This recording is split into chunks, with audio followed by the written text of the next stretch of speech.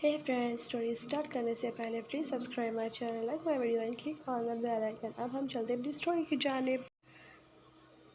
अहमद इरफा से मुखातिब होता है कि जल्द से जल्द रेडी हो जाओ और हम चलते हैं तुम्हारे घर। इरफा बहुत ज़्यादा परेशान होती है। अहमद के बाबा जब इरफा को अपने ख़ानदानी कंगन देने आते हैं तो अहमद उससे वो फ़ौरन ही कंगन लेकर अपनी कबर्ड पे वापस रख देते हैं। क्या हुआ बेटा, ये तुम क्यों कर रही हो? बाबा, मैं इरफा से बहुत प्यार करता था, उसके साथ रहना चाहता था, पर इरफा का खुद ही फैसला है कि वो मेरे साथ रहने में ज़्यादा कंफर्टेबल फील नहीं करती। तो अभी जो हालात और सकरात चल रहे हैं, मुझे नहीं लगता कि हमारा रिश्ता ज़्यादा देर टिक पाएगा। और मैं ये कंगन अपनी उस बीवी को दूंगा जो मुझसे मोहब्बत करेगी। और आई डोंट थिंक सो कि इरफा मुझसे मोहब्बत करती है। पर बेटा, बाबा, आप ये सारी बातें छोड़ दो, आप जाओ और रेस्ट करो। मुझे भी शाम के फ़्लाइट से लाहौर जाना। इरफा यार, कितनी देर लगाओगी तैयार होने पे? इरफा अपने बाल सुखा रही होती है। वो जब ये सारे मंजर पीछे देखती आहिस्ते से देख रही होती है, उसे शदीद गुस्सा हो रहा होता है। पता नहीं क्या चल रहा है इसके दिल में। अपने पापा मुझे कंगन देते, उससे पहले ही छीन के वापस रख लिए। पहले तो मेरे करीब होने के लिए शख्स मरा जा रहा था, और अब मुझसे ऐसे बिहेव कर रहा है कि बाखुदा मुझे पहचानता ही ना हो, या फिर हमारी कोई दुश्मनी चल रही हो। अहमद, देख लूँगी, पता नहीं, और मैं क्यों देखूँगी। इरफा जब अपने बाल बना ही रही होती है तब तक इरफा के फ़ोन में कॉल आ जाती है नुमान की। और इरफा जब वो कॉल पिक करती है तो वो नुमान से आराम से बात कर रही होती है। भाई, क्या हुआ भाई? हाँ हाँ इरफा, अब तो तुम मुझे भाई ही कहोगी ना। याद है, इसी ज़माने में तुम मेरी मंगेतर हुआ करती थी। अहमद को बहुत गुस्सा आया हुआ होता है और वो अपने हाथ को आराम आराम से इरफा के पेट तक ले जाने की कोशिश कर रहा होता है, लेकिन उसे याद आता है कि उसके बाबा ने उसे कुछ कहा था। उसके बाद वो इरफा के करीब आने की कोशिश नहीं करता, आराम से बेड पर बैठ जाता है और अपने जूते चेंज कर रहा होता है। क्या हुआ अहमद भाई, से बात ही नहीं करवाई आपने? अल्लाह, उससे भी बात हो जाएगी रोमान तुम्हारी। पहले मुझे ये बताओ, तुम्हारी इंगेजमेंट हो चुकी? अरे कहाँ हुई इरफा इंगेजमेंट? मैंने तो रट लगा के रखी थी और फरहान ने भी रट लगा के रखी थी। जब तक ना तुम वापस नहीं आती ना इस्लामाबाद, जब तक इंगेजमेंट नहीं करती। तुम्हें तो पता है इंगेजमेंट कर लेते तो अभी शादी की भी प्रिपरेशंस कर चुके होते हैं, लेकिन अभी तक तो इंगेजमेंट ही नहीं की हमने, तो शादी की प्रिपरेशंस कहाँ से ही करें। अच्छा, तो फिर इंगेजमेंट कब रखी है आपने? अरे आज शाम को ही रखी है इरफा। अच्छा, तुम आ रही हो ना? हाँ, मैं आ रही हूँ। कितने दिनों के लिए? इरफा पहले उसे बताने से इनकार कर ही रही होती है, तब तक अहमद साहब इरफा से फ़ोन लेकर उसे कहने लगते हैं 6 माह के लिए इरफा आ रही है। फ़ौरन ही ये बात सुनने के बाद नुमान को तो जैसे झटका लग जाता है। क्या हुआ ब्रो, कुछ लड़ाई होगी आप दोनों की? नहीं नहीं, बिल्कुल नहीं, क्योंकि इरफा का तो यहाँ दिल नहीं लगता मेरे साथ। तो जहाँ दिल लगता है मैडम को वहीं जाना चाहिए ना। इरफा, क्या ये सही बोल रहे हैं जीजा जी? अच्छा, अब तुम्हारे ये जीजा हो गए? सही बात है, मैं तो किसी की कुछ लगती ही नहीं हूँ ना। इरफा अहमद को देखकर कहने लगती है, किसी को भी मेरा कोई ख्याल नहीं है, कोई भी मुझे सुकून से जीने नहीं दे रहा। अहमद इरफा को देखकर उसे मुखातिब होता है कि मैं तुम्हें सुकून की ज़िंदगी देना चाहता हूँ, इतना सुकून कि उस सुकून में मैं ही कहीं नहीं होगा। इरफा ये बात सुनकर बहुत दुखी हो जाती है, जबकि नौमान कॉल पर ही हंस रहा होता है। यार, हस्बैंड वाइफ की लड़ाई मैंने सुनी थी कि बड़ी अटपटी होती है, यहाँ पर तो सॉलिड आग लगी हुई है। हुआ क्या है ब्रो, बताना पसंद करेगा तू मुझे? तू ना तेरी इस दी से पूछ लेना कि क्या प्रॉब्लम हुई थी, मुझसे मत पूछिए। ऐसा क्या हो गया था जो ऐसा कहने की ज़रूरत पड़ गई है तुझे? अभी आया नहीं है ना तेरी इंगेजमेंट में? क्या हुआ अहमद, तुमने ऐसा क्यों बोला? इरफा शदीद गुस्से में कॉल बंद कर चुकी होती है। क्या हुआ, जल्दी से तैयार हो, हमें बाहर जाना है। अहमद फटाफट गाड़ी में बैठ जाता है और अपने फ़ोन पर किसी को कॉल मिला रहा होता है। इरफा जब तक आती है तो देखती है गाड़ी लॉक के। वो गाड़ी का दरवाज़ा बजाने लगती है, जबकि 2 मिनट के बाद अहमद उस पर गौर करता है और फिर उसके लिए दरवाज़ा खोल देता है। क्या बदतमीज़ी है ये अहमद, तुम इस तरह बिहेव क्यों कर रही हो? इतना इनमेच्योर। अच्छा, मैं कोई बिहेव वगैरह नहीं कर रहा। जब तक अहमद जिसको कॉल मिला रहा होता है उसको कॉल लग चुकी होती है और वो उस इंसान से मुखातिब होकर कह रहा होता है कि देखो मेला हो रहा हो तो हम होटल में मिलते हैं आराम से, और फिर जिस सिलसिले में उस दिन तो बात करना चाह रहे थे ना, हम उस पर तफसीली गुफ्तगू करेंगे, ठीक है। इरफा अहमद से पूछने लगती है कि ये कौन है, जो भी है तुम तो नहीं हो वो, पर कुछ नहीं, आराम से चुपचाप बैठो, मैं तुम्हारे घर तक छोड़कर, ताकि मैं अपनी पैकिंग कर लूँ और आराम से मैं चला जाऊँ लाहौर, फिर तुम अपने रास्ते और मैं अपने रास्ते। जब तक इरफा उसे और कुछ कहती तब तक वो अपने घर पहुंच चुकी होती है और अहमद उसके लिए फटाफट दरवाज़ा खोलता है कि मैं तुम्हें मज़ीद 2 मिनट भी यहाँ नहीं रख सकता, प्लीज़ आराम से उठो। जब वो गाड़ी से बाहर आती है तो अहमद डिक्की में से उसका बैग निकालता है और वो इरफा गली में यहाँ वहाँ देख रही होती है तो उसे पुराने दिन याद आ रहे होते और 2 सेकंड के लिए तो वो वहीं खड़ी ही रह जाती है। अहमद उससे मुखातिब होकर कहता है कि क्या हुआ, गली में इस तरह खड़ी क्यों हो, अब दरवाज़ा कौन बजाएगा, तुम या मैं? तो इरफा तो वहीं खामोश खड़ी रहती है, तो अहमद ही दरवाज़ा बजाने चला जाता है और फिर जब दरवाज़ा ऑन होता है तो इरफा की बुआ दरवाज़ा खोलती है और वो उनसे मुखातिब होती है कि आप और इतनी सुबह सुबह। हाँ, वो इरफा की ज़िद थी ना कि नाश्ता भी अम्मी के घर करूँगी, तो घर तो उसने नाश्ता भी नहीं किया। आइए बेटा। जैसे ही वो अंदर आते हैं इरफा की बुआ सवालात की बारिश कर देती है, जबकि इरफा फ़ौरन ही अपनी अम्मी का पूछ रही होती, अम्मा कहाँ है? बेटा अम्मी तो रूम में है, वो तिलावत कर रही है मेरे रूम में। अच्छा ठीक है, मैं अम्मी से मिलने जाऊँ? नहीं बेटा, एक काम करो ना, चाय बनी हुई है तो अहमद को चाय ला के दो, ठीक है? तो वही तुम्हारे 5 मिनट में आ जाएंगी तुमसे बात करने के लिए, ठीक है? जब तक इरफा अहमद के लिए चाय लाती है तो अहमद कहता है कि अच्छा, ये बड़ी अच्छी बात कही तुमने इरफा, घर तो मुझे चाय तक के लिए नहीं पूछती थी और अब यहाँ चाय देने पर तुली हुई हो। जब इरफा की अम्मी आती है और वो उससे मुखातिब करती है कि देखो बेटा, आज इतना आप चलती है आगे। हाँ अम्मी, आज घर पे है ना नौबान की फराज से, हाँ हाँ बेटा आ जाएंगे छोटे, तो अम्मी मैं तो नहीं होगा तब, तो मेरी तरफ से ना एक गिफ्ट दे दीजिएगा। तो वो अपनी तरफ से एक छोटा सा, मतलब उसे इयररिंग्स दे रहा होता है फ़राह के लिए, और नौबान के लिए वो जो गिफ्ट उसे दे रहा होता है वो घड़ी होती है, बहुत एक्सपेंसिव घड़ी होती है जो वो उसे गिफ्ट में दे रहा होता है। बेटा इस सब की क्या ज़रूरत थी? वो क्या है ना कि मैं तो जा रहा हूँ आंटी, तो मैं उस वक्त होगा नहीं, तो आप तो ये इरफा को दे देता ना, इरफा दे देती उस वक्त पर।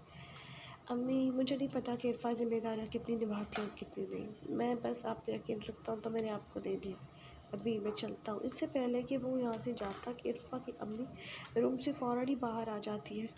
क्या हुआ बेटा, अपनी अम्मी से मिलकर नहीं जाओगे? हाँ अम्मी, मैं क्यों आपसे नहीं मिलूँगा। जब तक वो आपस में बात ही कर रहे होते तो फ़ौरन ही इरफा की अम्मी उससे मुखातिब करती है बैग को देखकर कि बेटा आप दोनों ही यहाँ पे रहने के लिए आए हो? नहीं अम्मी, बस इरफा।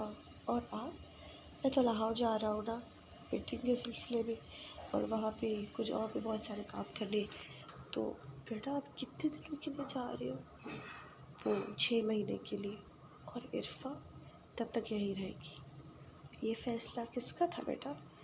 इरफा का था। भी आपको तो पता है वो कितनी ज़िद्दी है, एक बार जो ज़िद कर लेती है उसे वो मुकम्मल ज़िद पूरी ही खटी होती है, चाहे सामने वाला उसके लिए कुछ ही कर ले। अहमद उससे मुखातिब होता है, उसके लिए बहुत कुछ कर रहा होता है और उसे कहता है कि इरफा देखो, मैंने तुम्हारे लिए बहुत कुछ किया, तुमने कभी मेरी बात पर ट्रस्ट नहीं किया, ना ही यकीन किया, तो अब मुझे लगता है कि तुम्हें अपने रास्ते चले जाने चाहिए। इरफा की अम्मी अहमद की बातें सुनने के बाद वो इरफा का हाथ पकड़ के उस रूम में ले जाती है और उसे कहती है कि जो बात है सच्ची सच्ची बता दो। तो इरफा उसे A to Z बताने लगती है और ये सारी बातें सुनने के बाद इरफा की अपनी उससे कहती है तो उसमें गलत क्या है मामा, वो मेरे साथ ज़बरदस्ती करने पे तुला हुआ है। खबरदार जो ज़बरदस्ती नाम का वर्ड तुमने यूज़ किया, वो तुम्हारा शौहर है, तुमसे करीब आकर अपनी मोहब्बत के चंद पल तुम्हारे साथ जीना चाहता है, तो इसमें गलत क्या है? और हाँ, शादी बंदा क्यों करता है? क्योंकि वो अकेला नहीं रह सकता होता है, या फिर उसे पार्टनर की ज़रूरत होती है। फिज़िकली, मेंटली, किसी भी तरह से आपके हबी को आपकी ज़रूरत हो, आप उसको ज़रूरत को फिल करोगे, और बदले में वो आपके लिए जितना कर सकेगा वो करेगा। अगर वो शख्स तुम्हारे करीब होना चाहता है तो इसमें बुरा ही क्या है? अब आप भी उसकी साइड ले रहे हो। बेटा, शादी करना किसी का भी फैसला था, लेकिन सच ये है कि तुम अब अहमद की बीवी हो और तुमने उससे शादी की है। अब तुम उसको नज़रअंदाज नहीं कर सकती। और हाँ, एक बात बेटा, अगर वो तुमसे एक बार बदसर हो गया ना, तो फिर बस, फिर वही खेल ख़त्म। लेकिन अहमद तो ऐसा नहीं लगता, उसने तो बड़ा ही तुम्हें बर्दाश्त किया होगा। अभी आपको भी लगता है? उसके बाद इरफा बताती है कि जब वो रेस्टोरेंट में से वॉशरूम का कहकर चली जाती है, उसके बाद वो सीधा अहमद को छोड़कर बिलाल के साथ चली जाती है। उसके बाद भी अहमद जब पहुंचता है इरफा तक, वो उससे फिर भी कुछ नहीं कहता। अहमद की ये इतना बड़ा उसका ज़र्फ देखकर उसकी अम्मी इरफा को कहती है कि देखो बेटा, उसका इतना बड़ा ज़र्फ था कि उसने तुम्हें फिर भी अपनाया, कुछ नहीं कहा। पर अम्मी, उसे तो मेंटली प्रॉब्लम। एक बात बताओ बेटा, बचपन में तुम्हें एक बार चोट लग गई थी, तुम चारपाई से गिर गई थी, तब मैं कहती कि तुम्हें चोट लगी है, अब मैं तुम्हें कैसे संभाल सकती हूँ? तो क्या मैं भी तुम्हें फेंक देती? नहीं बेटा, अगर उसे कोई दिमागी बीमारी है भी तो भी वो इलाज करवा सकती थी ना। तुम उसको उसे प्यार मोहब्बत देकर उसे ठीक कर सकती थी, पर तुमने तो उससे जान छुड़ाना बेहतर समझा। क्यों? क्यों तुम्हें लगता है कि तुम किसी भी से भी जब भी चाहो शादी कर सकती हो और जब चाहो उससे अपनी जान छुड़वा सकती हो? बेटा, रिलेशनशिप ऐसे नहीं चलते, तुम्हें कभी कभी कॉम्प्रोमाइज़ करना ही पड़ता है। पर बाबा, यहाँ पर तो बस मैं ही कॉम्प्रोमाइज़ किए जा रही हूँ। पर बातों से तो मुझे लगता है कि अहमद ने सब सब्र करके, चुप करके, तुम्हारी हरकतें बर्दाश्त करके, सब्र करके तुम्हारे साथ चल रहा है। ऐसा हीरा तुम्हें और हमें बेटा कभी भी नहीं मिल सकता।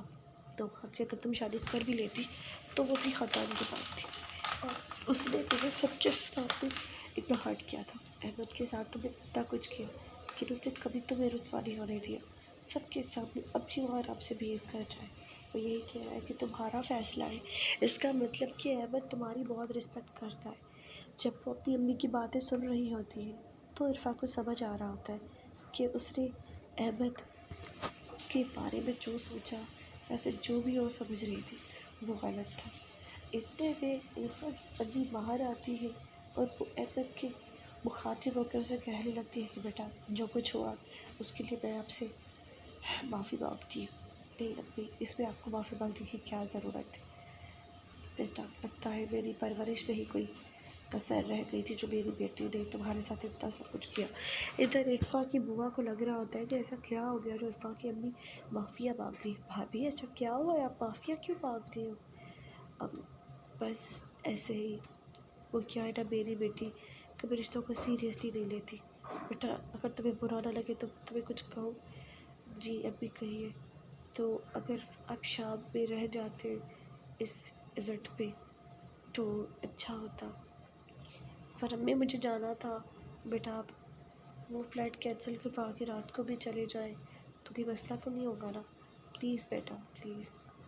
पर देखो बेटा, पर कुछ नहीं, जो मैं कह रही हूँ तुम्हें वही करना चाहिए। इरफा की अम्मी अब चाहती थी कि इरफा के साथ अहमद सारा दिन भर रहे और उनके जो भी आपसी गिले शिकवे हैं वो एक मर्तबा में दूर हो जाए। वो चाहती थी कि वो दोनों अपने रिश्ते को एक मौका दें, क्योंकि अहमद की आंखों में इरफा की अम्मी देख चुकी होती कि वो किस कदर दुखी था। वो अब नहीं बर्दाश्त कर पा रहा था किसी का भी इतना रूठ रवैया। खैर, उसके बाद अहमद अपने पापा को कॉल करके कहते हैं कि बाबा, आज शाम तक तो मैं नहीं जा सकता, लेकिन कल जा सकता हूँ। अहमद के बाबा अपने बेटे से मुखातिब होकर कहते हैं कि बेटा, सही है, अगर तुम आज नहीं जा सकते तो कल ही चले जाना, लेकिन इसी हफ्ते के अंदर वो डील फाइनल होनी चाहिए। ठीक है बेटा? सही है बाबा। वो अपने पापा से भी बात कर लेता है, इजाज़त ले लेता है, और इरफा वह आराम से मुँह फुलाए बैठी हुई होती है। टीवी ऑन होती है, वहाँ पर कोई शो चल रहा होता है, और इरफा की अम्मी अहमद को कहती कि बेटा, तुम भी रूम में चले जाओ, टीवी वगैरह देख लो। नहीं अम्मी, मैं यही ठीक हूँ। अहमद को कुछ लैपटॉप पे काम होता है तो वो अपना लैपटॉप लेने के लिए गाड़ी की तरफ जा रहा होता है। क्या हुआ ब्रो, तुम जा रहे हो? नहीं, मैं अपना लैपटॉप लेने जा रहा हूँ। जब मुझे कुछ काम करना है, कुछ मेल्स चेक करने और कुछ मेल्स भेजने हैं, तो बस इसलिए। ठीक है, तो आप जा सकते हो भाई। इरफा जब नुमान आता है तो वो इरफान में मुखातिब करके कहता है कि यार ये क्या मसला है, तुम्हारा शौहर बाहर धूप में बैठा हुआ है और तुम यहाँ आराम से फ़ैन चला के बैठी हुई हो रूम में। बंदा कभी किसी की कदर कीमत भी कर लेता है यार, तुमसे तो वो भी नहीं हो सकता। पता नहीं क्यों इरफा नुमान को देखकर कह रही होती है कि देखो, अगर तुम किसके साथ अच्छे जुड़ो और वो मुसलसल तुम्हारे साथ बदतमीज़ी कर रहा हो तो तुम कितना सामने वाले को बर्दाश्त करोगे। नुमान कहता है कि 2 पल भी नहीं, सीधा उसे थप्पड़ मार कर उसकी तबीयत दुरुस्त कर दूँगी। इरफा फिर जान रही होती है कि इतना कुछ हुआ, लेकिन अहमद ने उस पर कभी हाथ नहीं उठाया, उसे कभी तकलीफ़ नहीं पहुंचाई। इरफा को धीरे धीरे एहसास हो रहा होता है। आधे घंटे में जब अहमद को इरफा देखती है कि वो बाहर बैठा हुआ है, बाहर बहुत गर्मी पड़ रही होती है, तो इरफा उससे मुखातिब होकर कहती है कि आप रूम में बैठ जाए ना, क्योंकि इरफा की पूरी फैमिली वाले तो इवेंट की तैयारियां कर रहे होते हैं और इरफा की अम्मी भी नुमान के घर चली जाती है तैयारियां वगैरह करने के लिए, और इरफा वालों का घर पूरी तरह से खाली होता है। क्या हुआ इरफा, तो किचन में जा रही हो? हाँ मैं किचन में जा रही हूँ, तुम्हें कुछ चाहिए खाने के लिए? वो बस मुझे पानी का गिलास दे दो, मुझे पानी पीना था। सही है, और कुछ? हाँ भूख भी लगी थी, मैं देखती हूँ अम्मी ने कुछ बनाया या नहीं बनाया। अगर अम्मी ने कुछ नहीं बनाया होगा तो कुछ नहीं, मैं खुद बना लूँगी। ठीक है। अहमद फिर काम करना में इतना बिज़ी हो जाता है कि वो टाइम भी नहीं देख रहा होता है। शाम के 3:30 बज चुके होते हैं और इरफा उसके लिए खाना लाई होती है, जबकि अहमद उसे देखकर कह रहा होता है कि ये तुम क्या बना के लाई हो, क्योंकि इतनी देर में सिर्फ इरफा ने आलू ही बनाए होते हैं और चावल। एक तो मैंने तुम्हारे लिए आलू और चावल बनाए, ऊपर से यार क्या बात है। तब तक इरफा दरवाज़ा बजता है और इरफा दरवाजे की जानिब जाती है तो नुमान आया हुआ होता है और वो उसे कहता है कि यार मैं तुम्हारे लिए ना बिरयानी लाया हूँ, क्योंकि आज इवेंट है तो हमने बिरयानी की ना देगे बनवाई थी, तो मैं आपके लिए ना वहाँ से बिरयानी की प्लेट्स लाया हूँ 2, तो तुम चेंज कर लो प्लेट्स और मुझे ये प्लेट्स अभी वापस दे दो। अगर मैं तुम्हें बाद में ये प्लेट्स दे दूँ तो अरे यार, अभी और भी मोहल्ले के घरों में ना बिरयानी देती थी, तो तुम्हें ये बर्तन ना मुझे भी देने ही पड़ेंगे। इरफा उसे देखकर बहुत हंसने लगती है और जब उसे खाली बर्तन दे रही होती है तो नुमान सख्त गुस्सा होने लगता है। उसे कहता है कि यार शगुन के 2 रुपये ही डाल दो, इतनी कंजूस हो तुम। यार मैं तुम्हें इतने पैसे नहीं दे सकती। ओ तुम्हारे पास नहीं है तो अपने शौहर से मांग लो। मैं उससे कैसे मांग सकती हूँ, अपने मुँह से, और कैसे? ठीक है। इरफा अहमद के पास जाती है और 2 मिनट वहाँ खड़ी रहती। क्या हुआ इरफा, तुम कुछ चाहिए? हाँ वो मुझे पैसे चाहिए थे। अहमद ना आओ देखता है ना ताओ अपना पूरा वॉलेट निकाल के उसको दे देता है। उसे कहता है जितने पैसे तुम्हें चाहिए तुम ले सकती हो। तो इरफा को ये बात बहुत अच्छी लगती है अहमद की, कि उसने उससे पैसे मांगे तो उसने पूरा वॉलेट ही उसे दे दिया, लेकिन जब वो देख रही होती है तो उसमें तो बस 1000 की नोट ही है। आपके पास कोई 10 रुपये की नोट्स नहीं है? सॉरी इरफा, इतना मैं छोटा अपने पास रखता नहीं। इरफा उसके बटुए को इतना चेक करती है जिसके बाद उसे सिर्फ 5-5 के 4 सिक्के दिखाई देते हैं, तो वो 20 रुपये ही दे देती है। नुमान कितनी कंजूस हो यार, तुमने मुझे 5-5 के ये 4 सिक्के दिए। देखो यार 5-5 के 4 सिक्के तो हो गए ना 20 रुपये। तुमने 2 रुपये कहे थे ना शगुन के दे दूँ, तो 20 दूँ 30 दूँ शगुन के पैसे ना जितने भी हो। ठीक है यार, इतने अमीर घर की बहू हो तुम, इतना तुम्हारा मियाँ कमाता है, फिर भी इतनी कंजूस हो तुम। देखो ये ना उनके खून पसीने की कमाई है, मैं इतने आराम से नहीं उड़ा सकती। क्या बात है यार। उधर अहमद जब उसकी बातें सुन रहा होता है वो हल्का सा मुस्कुरा रहा होता है, लेकिन उसे दुख होता है कि यार किसी तरह से कुछ ऐसा हो जाए जिसकी वजह से वो इरफा को छोड़कर जा ही ना पाए। अभी अहमद उसके लिए दुआ कर ही रहा होता है, तब तक इरफा रूम में आ जाती है बिरयानी लेकर। क्या हुआ इरफा, तुमने तो चावल और आलू बनाए थे ना, फिर अब बिरयानी अचानक से। अरे वो रुमान आया था, उसने कहा था तो वो पैसे मैंने रुमान को दिए थे। तुम 1000 का नोट भी तो दे सकती थी ना इरफा उसे। देखो आप इतना मेहनत से कमाते, मैं उसे इतनी पैसे नहीं दे सकती। अहमद